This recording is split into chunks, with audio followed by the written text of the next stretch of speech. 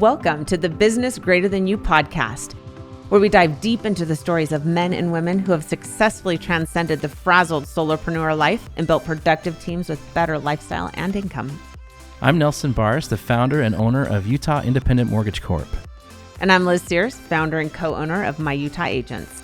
We're excited for you to listen, interact, and grow with us. So please share your comments below and let's get started.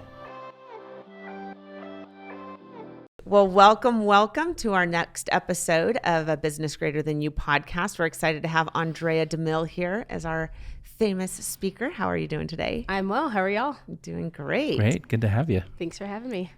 Aundrea is the owner of 360 Tour Design Salt Lake. Mm-hmm. You do real estate photography. Right. It's beautiful work. And videography. I know the spiel. Plays with drones, right? Yep. That's awesome. Yep. And so how long have you been doing that? We just hit 4 years over the summer. Mm-hmm. So yeah, this summer will be 5. So I guess 4.5 years. Cool. Nice. Yeah. Well, we're excited to talk to you about your team and how you've built it because it's quite a story.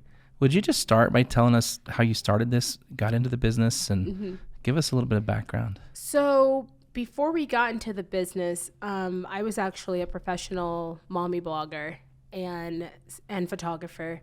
And my husband had been laid off. We were living in Georgia, and he was working for Medtronic, and they cut the entire training program literally overnight. He was in surgery in LA and gets a text saying, "You've been laid off." Oh, geez. And so Did he walk out of surgery? Literally like, walked out of surgery and called me. He's like, "I think I just got laid off." I'm like, "No, you didn't." Oh, wow. Like, no. That's not how it works. He's like, "No, I'm pretty sure." I'm like, "Just go back in and finish the surgery. It'll be fine. I'm sure it's nothing." Oh no. They were like, immediately head to LAX and go home. It was crazy. Wow. So I drove 2 hours north to Atlanta because I was visiting my grandma at the time. And I picked him up, and literally overnight, all of a sudden, we had no home. I was pregnant with our 5th boy, and we had no job. Mm-hmm. And so my husband had mentioned several times over the coming years, we should move to Utah. And I was like, hell no. No. But he hopped in the car from the airport, and I said, "Well, we can job search from anywhere in the world. Do you want to go to Utah?" And he was like, "All right." So we spent a week just kind of road tripping and hotel hopping across the country with our kids. Everything we owned was in our car. I mean, some stuff in storage, but literally no house. I'm grateful we could afford a hotel, but we would have been sleeping under a bridge probably, had we not had a few savings. So I continued to do a little bit of blogging to kind of float. I was now our primary income, which wasn't that much, just a few $1,000s a month, nothing crazy. And so we spent some time in a little town called Eden in the Ogden Valley, and Dave kept job searching. And then I went to him and I said, "Hey, why work for other people? Like, let's just take the fate of our family into our own hands and open our own business." And Had you ever talked about it before then? Oh, the pipe dream. You know, when you're like watching HGTV and you're like, "Oh, we should own a tiny house," and we really did go look at trailers to try to see if we wanted like if it would work. And we talked about little things like that. We should go live off the land in Alaska, or, we should open a gun range. So pipe dreams, yes, but like hard concrete, no. Mm-hmm. We'd never talked about it. And so he did some thinking, and I kind of operate from Ready, Fire, Aim, and I was already all in. And it took me some therapy to realize that was my idea, not his. If we ever need to go down that road. So Dave was like, "All right, well, I really don't want to start our own thing just because I fear of failure. So what if we look into something franchisable? So there's that proof of concept, and, we have a better idea if we could be successful." It's like, all right. So we started looking at franchises, and we were, this close to buying a Little Caesars. Oh, wow. We almost bought a Little Caesars, and then we picked the brain of some friends who owned a few franchises in Georgia and just found out it wasn't quite a good fit for us.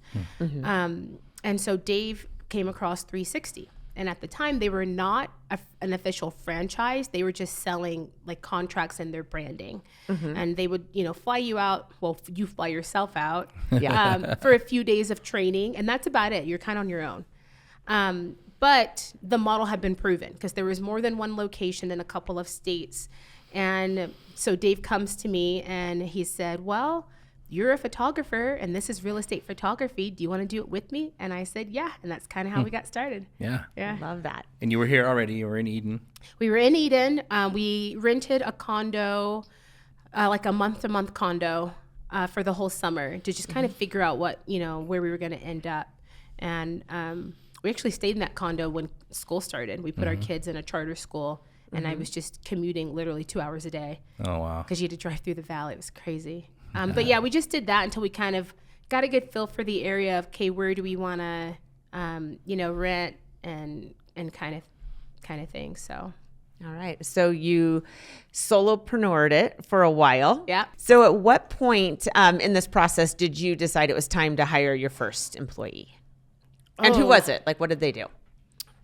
So I'd have to say, before I even conceptualized hiring our first employee, about 6-8 months in, I hired a coach. Nice. And so working with her, Business coach, life coach, a both? business coach. Okay. Yeah. Well, sometimes, they overlap sometimes to kind of help clear out the junk in your brain. It's pretty much the same thing. It's kind of depending on their credentials. Yeah. She was a sales coach, but there's definitely some life coaching mixed in there, just because that's what happens in relationships. Right. So I hired her first and to help me grow the business. And it was great. I increased my sales, very rapidly. I think we doubled our sales just after 3 weeks of hiring her. Wow. And then again, that's significant. Yeah. And then again and again and again, till eventually I created systems where I'd increased my sales by 483% in a year. So I would say we brought her on first, and then so she helped me navigate that space of it's time to grow. But, to be honest, fear was definitely in the way because you're thinking, well, how can I afford to sustain someone else? And I can barely afford to feed myself. As we mentioned, we have 5 boys. My damn grocery bill's $1,000 a month, Yep. And yes, I do know. Yeah, you do know. I've got all boys too. Right. And so she helped me see that if you take the leap of faith of bringing someone on, then it frees you up to be able to scale and make more money. Then you're making more money and you can pay them, and so on and so on and so on. So I initially brought on my first photographer, Coben, probably about 18 months or so into the business. That's a rough guess. And it was great. Because at this time, Dave and I had redefined what our roles look like in the company. Initially, because Dave was in sales, that's what he did with Medtronic, and he's a civil affairs Army officer, so he goes to war and literally sells America to tribal elders. So he has that relationship experience, and I was the talent because I was the photographer. And we very quickly learned that my personality networks a lot better than his does, and that it's easier for me to build relationships. So we switched roles. I trained Dave how to do the photos, and I became the face of the company in terms of selling and just doing all the admin work also. So when we brought Coben on, I was still doing a lot of the admin work, and it was Dave and Coben were our 2 photographers just kind of handling it all. Nice. Yeah. We both had the opportunity to see you selling, growing that business, right? We've known you for quite a while and watched you grow this business, and it has been amazing to watch. I think that was a great decision to put you out front as the face of the business and selling, and I can speak to that. It's just natural for you. Will you tell us a little bit about the strategy that your coach helped you come up with, that you used to increase your sales, and talk to us about your sales strategy? Well, I'd have to say first that it was a combination. The first thing that I did was dive deep into a lot of self-help books. Think and Grow Rich, hands down, transformed my life. I'd say that was the first mindset book that I really dove into. It kind of became my Bible. And that taught me the power of masterminding, which is where Liz and I went deeper. We had a mastermind group with a couple of other folks. And so we would meet together. So between my mastermind group and my coach, and doing a lot of reading and business books like The Energy Bus, the EMyth, things like that in the very early stages of business. It's really what helped me realize I need better systems in place. And it was actually in that mastermind group where I started creating a lot more systems. I remember you started doing the same, just kind of redefining and putting things into place. So once I could put systems into place where I could physically see that where I could free myself up and leverage my time, things really started to take off. Because at the end of the day, businesses don't fail because of people or money or lack of ambition. They really fail because of lack of systems. If you have proper systems in place, then it can be repeatable, then you'll be successful. I mean, just look at the McDonald's franchise. Absolutely. That's revolutionary. And it revolutionized the way that our American industry and world industry works in terms of manufacturing as well. Right. None of those existed before McDonald's. And so I would say it was a combination, Nelson, of my coach talking to me and working with my mastermind teaming and really doing a lot of self-help that really helped me understand all the importance of systems and putting operation manual together. So what kind of things did you stop doing that allowed you to sell more? Well, I definitely stopped working in the field. I stopped taking pictures altogether.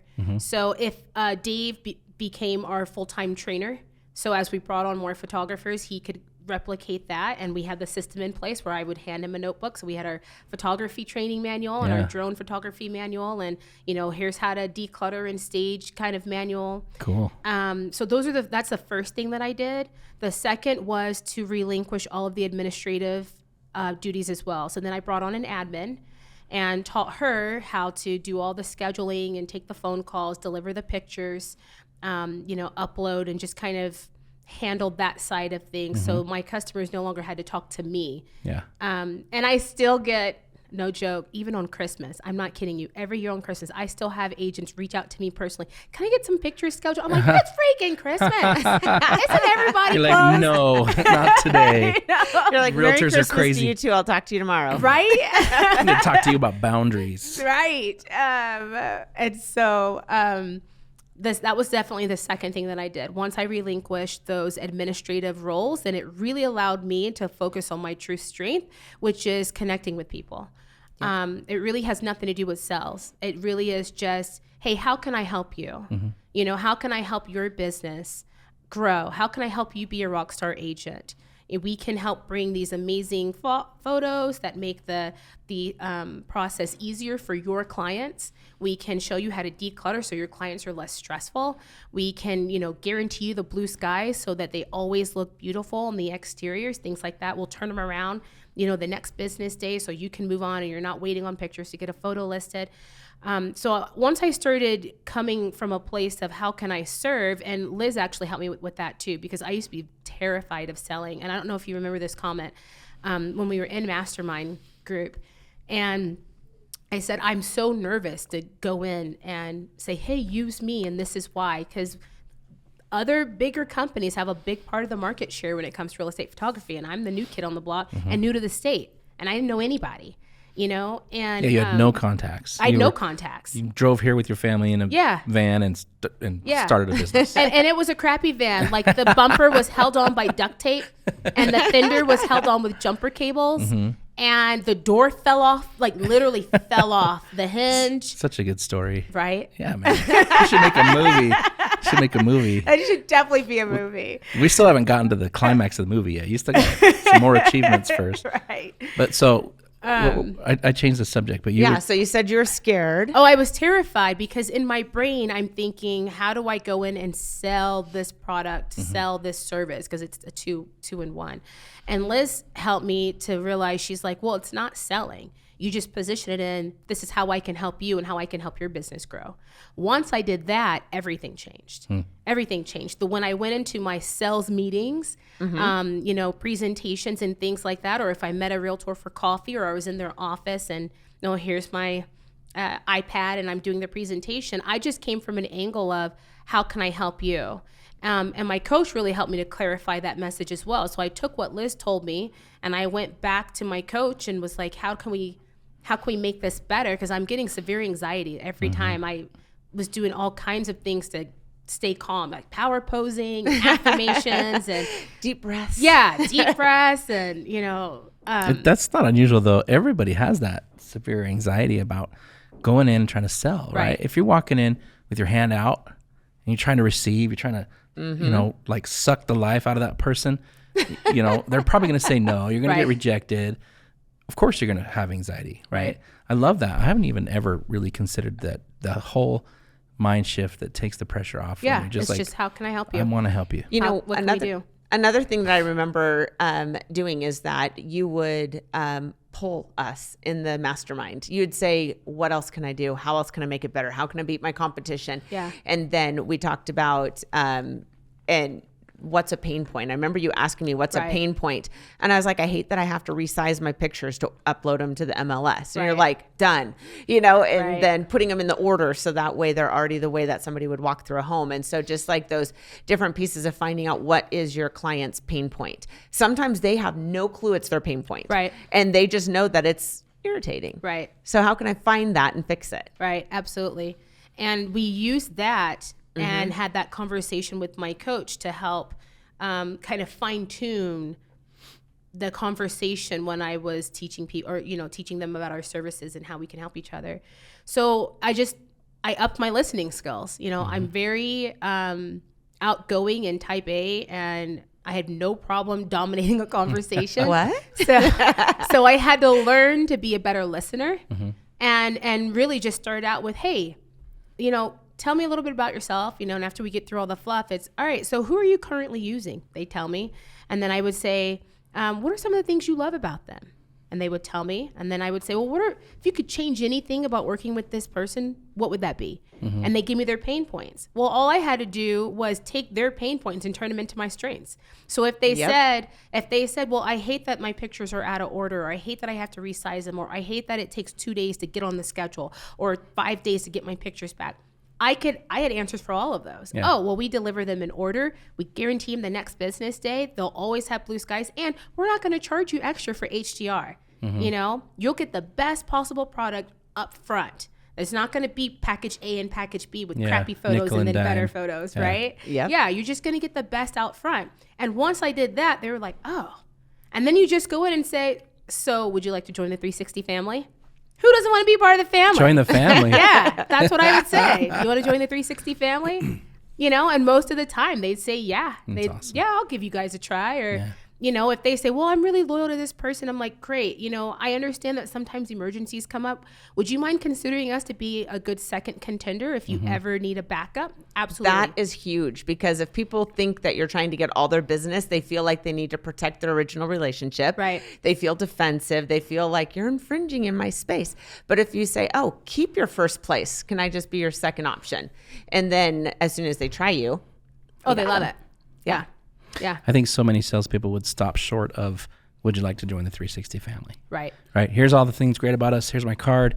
Thank you for your time today. Right. We'd love to help you. Bye. Right. Right. And it's just that one extra phrase and your response to that's all the magic that helps people actually know, hey, this is the time to commit and say yes or no. Right. Yeah. But people are afraid of that moment. They are. Right. Yeah. Because no one likes to hear no. No. We just don't. I mean, look at how our children melt down if you don't give them a piece of candy. Or, when you're in the grocery store, because they are so strategic with all the junk right at the checkout counter. The kids don't want to hear no. They literally have a meltdown. But I think it's different, too, because you're not just selling a product. Right. You're selling yourself. Yeah. You go out there and you say, would you like to join the 360 family? Right. And they say no. It's very hard not to take that personally. Oh, for sure. It's like they just rejected me. Yeah. It was hard to separate that for sure. How do you do that?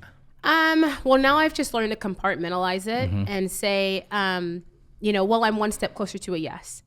So I keep the book, Green Eggs and Ham, in an easel in my office right next to my desk, where it's the first thing that I see when I walk in every day. And I probably would have to go back and Google it. I'm trying to whip out my phone. But I want to say in that book, Sam gets no like close to 900 times. Oh, wow. It's like, do you want to eat him there? No. Do you want him here? What about on a boat? What on a ship? On a house? No. And then in the very end, he finally wears him down and he tries the green eggs and ham and he's elated. And he's like, oh my gosh. I wouldn't have boat. I wouldn't have boat. I would have tree. I would, yes, I would eat them here. I would eat them there. I would eat them everywhere. And he's the biggest fan, right? Yeah. He's the biggest fan of green eggs and ham. So I learned that's the best business book also Yeah, that I need I've to ever get that. read. I need to read that. Yeah. I love that. Green eggs and ham. I keep a hard copy. Is it on Audible? Probably. If not, it's probably on YouTube. Oh, for sure on YouTube. 500 different librarians. Right. And so I learned to not take it personally by saying, well, this no is just one step closer to a yes. And I would put them into my system, my funnel, and just keep following up with them. I would send brownies after a meeting. And I would make sure to connect on levels outside of real estate. If they ski, hey, I'm going up to the mountain. Do you want to come? Yeah, let's do a couple of runs and then I'll buy you some lunch. If they like to be outdoors, hey, do you want to do a golf lesson together? Or hey, do you want to go boating? I've spent so much money on people who don't use me. Just to build the relationship and stay in front of them. And then little by little, they suddenly are like, hey, I think I'm going to give you guys a try. I'm like, all right, thanks. Then you blow them away. Yeah. And usually we retain them, I had you take pictures once of a rental house. I was trying to get before pictures of right. And the pictures looked way too good. Right? It's like, those are supposed to look bad and they're too good. That's when you use your phone. I know, I should have been for the Anyway, that's too lazy to do. I love the comment that you made about spending money on people who don't use you, and especially in a relationship business, where in your industry, the people that you're interacting with are people who would use you over and over and over again. Right. And so making sure that you're building those relationships and not needing them to be a client before you're investing in getting to know them, inviting them to things and all of that. Yeah, so. For sure. It all goes back to relationships. And then also, how can I serve them in their business? So our target clientele are realtors. So it's, can we bring a gift for your fundraiser? Can we bring lunch to your meeting? Can I help you on this committee throw this fundraiser for, domestic violence victims? Like whatever it is they're into, just getting out there and helping and serving really made the biggest difference. And that became part of my, I don't even know what you call it, power statement or whatever. Anyway, but I have this statement that I say every day, that's mixed with affirmations and goals and positive feelings and faith, kind of all in one. And always, no matter as my goals change, I always mix in there that I serve my community. That will never change. So I might reach one goal and swap out some sentence for another sentence, but serving my community never changes. So tell me a little bit about your morning routine, because I know that that's a little bit of your secret sauce to help you get to where you are. Yeah, I've been doing it for sure for about 4 years now. Like I said, when I first picked up Think and Grow Rich, so the first thing that I do after I pee is I meditate. For years, I did a 15-minute guided meditation because it was really hard for me to take myself into my own meditative state. So, but I meditate and I visualize and bring up the feelings of gratitude of what it is that I'm going to do. And then I go over what I'm grateful for. And then I kind of go through this visualization of a prayer where I send someone light and energy. And it could be someone that I saw on the street. It could be a family member. It's really whoever comes to mind in that moment after that meditation and gratitude. And I visualize giving them light and love. And that's my way of praying for them. So once I go through that, then I go through my power statement. And how often do you think you amend that power statement? Just when you hit a goal or when you feel inspired, or is it more systematic? Usually I just keep that statement until that goal has been achieved, and then I'll switch it up. Kind of like with my vision board. I don't believe in vision board parties. I think they're a stupid waste of time. I think you need to make your goals. How was your vision board party you had recently? How'd that go? Did you really throw one? Well, my brokerage does one every year because people I'm so sorry. Oh, trust me, I don't expect people to think the way I do, and I love when they think the way they do. Because for you, it would be really stupid, and for other people, they won't make time for it unless somebody else structures it. I think it depends on the people. Right. So, yeah. Well, this is why I think they're stupid. I think what you need to do is, one, make your goals. Once you have your goals, then you need a plan, which is all enrolled in my power statement. The goal and the plan are all in one. Once you have your plan in place, then you get visual on what you want. So that's when you go find the images. If you say, I want to net $250,000, all right, then you can get a few $1 million bills and post them up on, or what is it, like the $10,000 bill? They're fake, but they look real. They're awesome. That's what they are. I keep them in my wallet. They're all over the house. I love it. That's when you put it on the board. If you want to manifest a new car, that's when you go get the picture and put that car on. If you want the lake house, and so that's why I mean, just going to a party and mindlessly cutting out things that you like. I never flip through magazine personally. I do the make my list, and then I go to the internet to find a picture that really resonates with me. And then I print it off. I find pictures of girls that look like me crossing the line at a half marathon, skydiving. Awesome. Yeah. All those things. Yeah. So that's what I mean by being very clear on your vision. So, but once I achieve what's on my vision board, I'll take it down and put it in like my little manifestation drawer. And then I'll redefine what my power statement is and where I'm going to tweak, and so that I'm always on par to manifest what I want.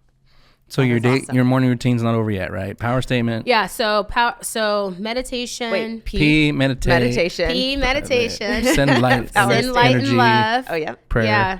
And pray, and then I go through my power statement, and after that I go through my affirmations. Nice. With the feeling of gratitude. So gratitude and love are two of the strongest emotions we can feel. And so if you are saying what you want to achieve with that feeling of gratitude, you're already on the way, because the subconscious mind can't tell the difference between what has happened and what will come to fruition. It doesn't know what's real and what's fake. It just knows the feeling. So when you are saying what you want with the feeling of gratitude, you are telling your subconscious mind you already have it.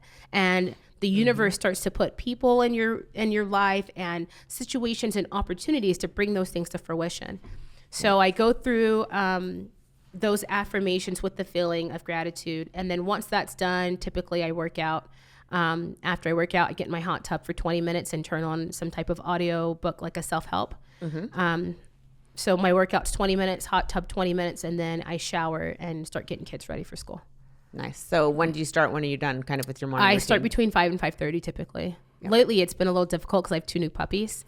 It's really dark at 5 o'clock. It is really dark at 5 o'clock, but the moonlight is stunning. And I can see real well in the moonlight. That's awesome. That's awesome. I love it. Can you tell us a little bit more about your team and your company now? How many people are on your staff? How many photographers? How's it working right now? So right now we have 2 admins that take turn. We have one admin that kind of does a morning shift, and then another admin that'll take over throughout the rest of the day. And usually because real estate is in season, so usually during the busy season, we'll have about 3 to 4 photographers from May till October that are helping us.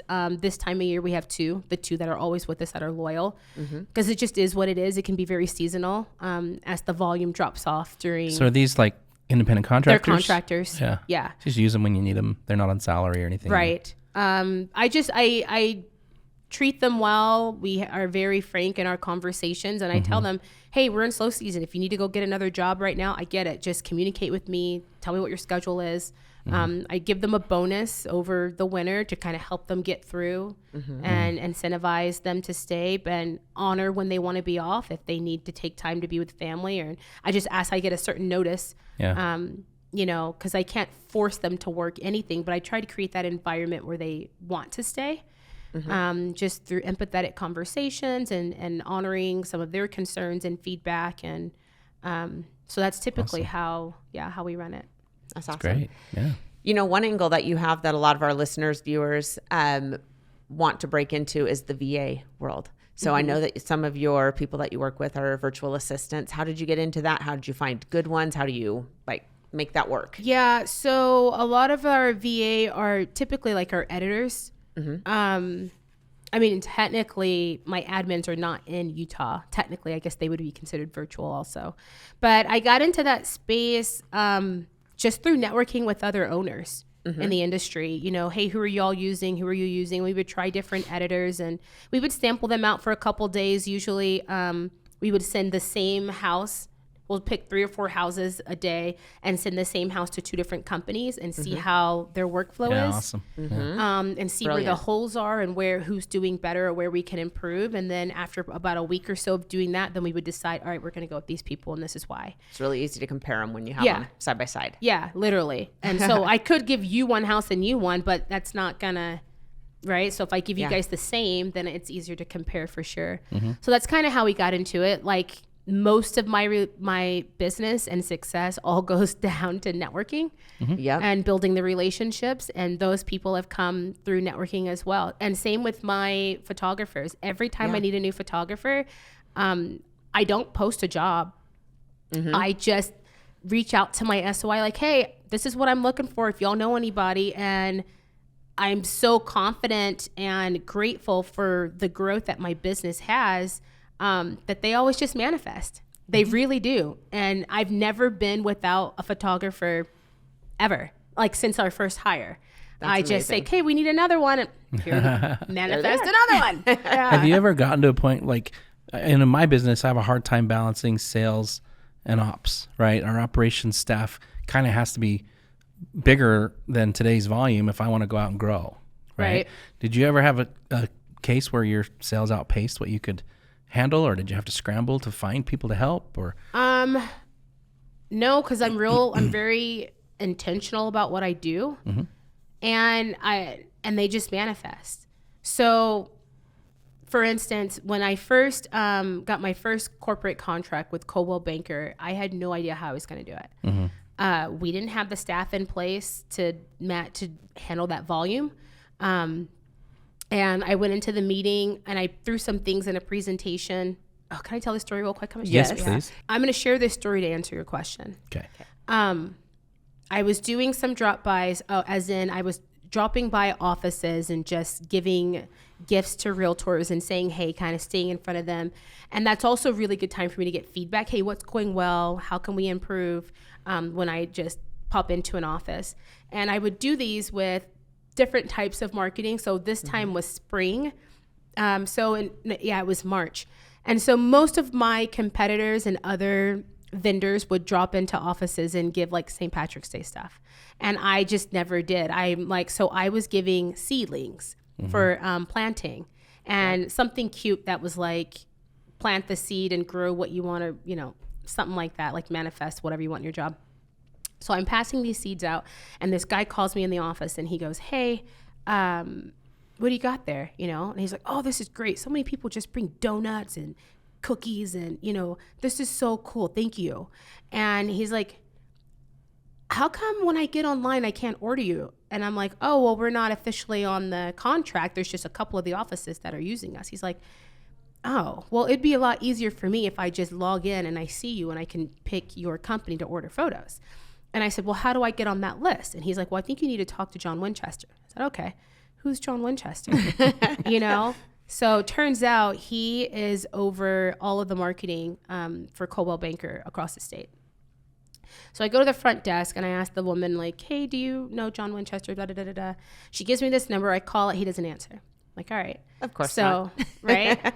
But I started visualizing during the meditation meeting with John Winchester, okay, and what this meeting would be like and what it would feel like. So I started doing that for about 6 to 8 weeks, and I mix in that contract as a part of my statement, my power statement. And I'm sitting, the day got cut short on one of these very rare rainy days in Utah because it was spring.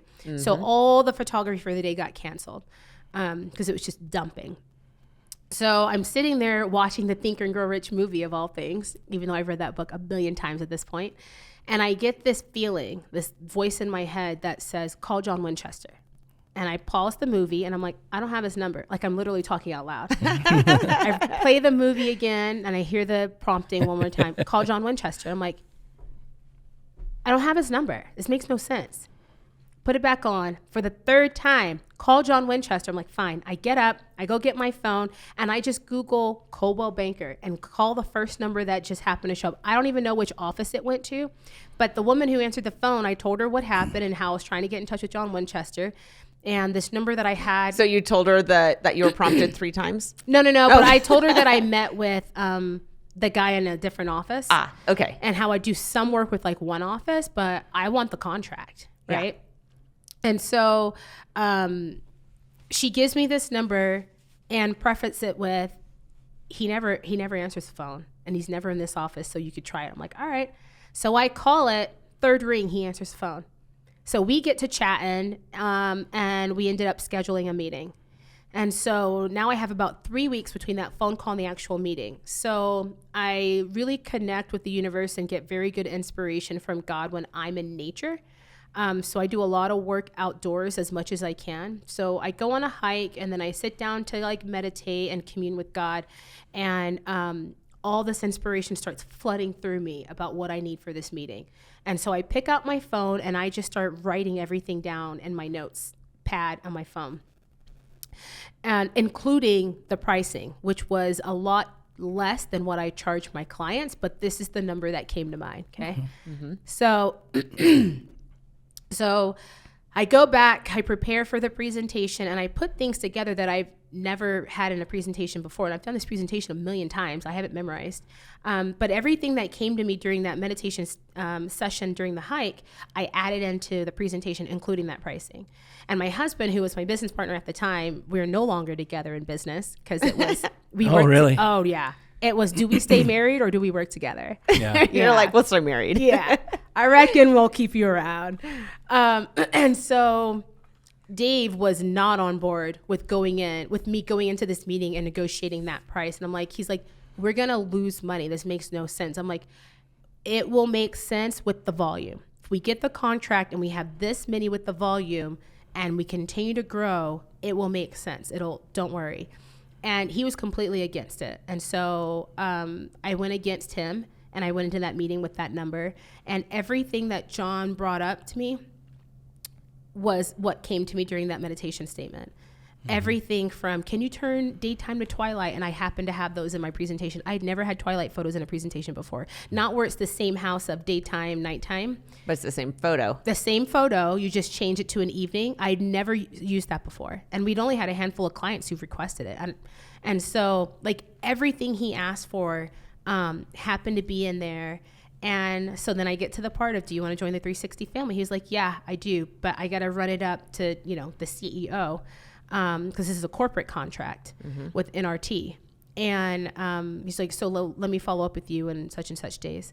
And I was like, well, thanking him for his time and blah, blah, blah. And he goes, it's a miracle you got a hold of me. He's like, I am never in that office and I never answer that phone. Isn't that crazy? So to your point, here we are where technically we can't afford the price. We don't even have the staff to support this volume. But as I mentioned in the beginning of this conversation, I operate from ready, fire, aim. Yeah. So I committed. It took a little longer than I thought for John to get back to me, but eventually he did. And he's like, congratulations, you got the contract. And so we're one of 3 vendors across the entire state that service Coldwell Banker. Yeah. Nice. And at that price point that Dave didn't want. And so all of a sudden I'm like, I need a photographer. But they manifest. Yeah. They just come. So it's like I put a plan in place. I knew what my goal was. I knew what we wanted. I executed it and got the yes. The help always just comes. It's a good problem to have business. Yeah. You know what I mean? I think a lot of people are like, I'm going to make a business card, get an LLC going. Right. I'm going to do all this website stuff, and someday I'm going to hire 4 people, and then I'm going to go out and sell. Right. Right? Right. It's the exact opposite mentality. It's the opposite. You got to get some sales, get some people committed, and then you can hire. Yeah, it's you got to fill put the in work in and structure it in a place where you can sustain the growth and eventually bring people on so that you're not all of a sudden like, oh, I have to raise my prices all of a sudden, That's the only way I can afford to bring someone on is if I suddenly raise my price. So you got to think bigger picture of where do you want to be long term, and trade off. And then it's very important, as you mentioned, with the cards and an LLC and blah blah blah.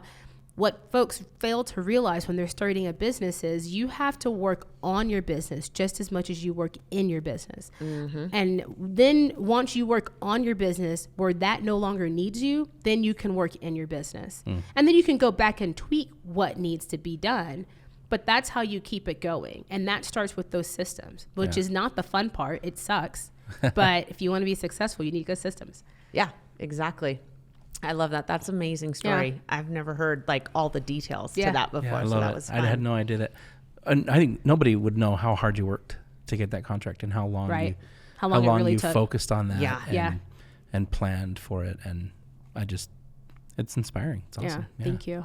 That's great. Okay. You ready all for right. our rapid fire round? Rapid fire. All of these questions in 1 minute. Wait, have you had a chance to preview these questions at all? I mean, I glanced over. All Let's right, see. she'll get them. Yeah, you're good. You've already good. answered some of them anyways. All right. What's your favorite podcast? Winning the Ed Mylett podcast. Love that. What is Yeah. that? Ed Mylett. We need a list on our website. 1 minute, of- Nelson. Rapid fire. Okay. What's your favorite business book? Think and Grow Rich. Love it. How many hours a day do you work? 4. How many do you want to work? 4. Nice. Perfect. That's amazing. Well Who do done. you really look up to in the business world as a role model and why? Ooh, in the business world. I mean, aside from Oprah, right? Yeah, Because she's amazing. she's freaking amazing. How can you not love her? I'm really loving Tim Grover right now, the author of Winning, who coached Michael Jordan and Kobe Bryant.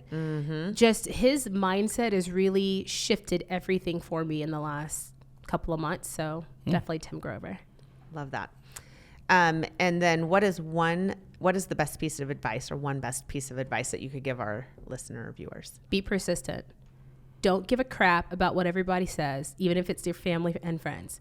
Screw the naysayers. Focus on what you want and be persistent.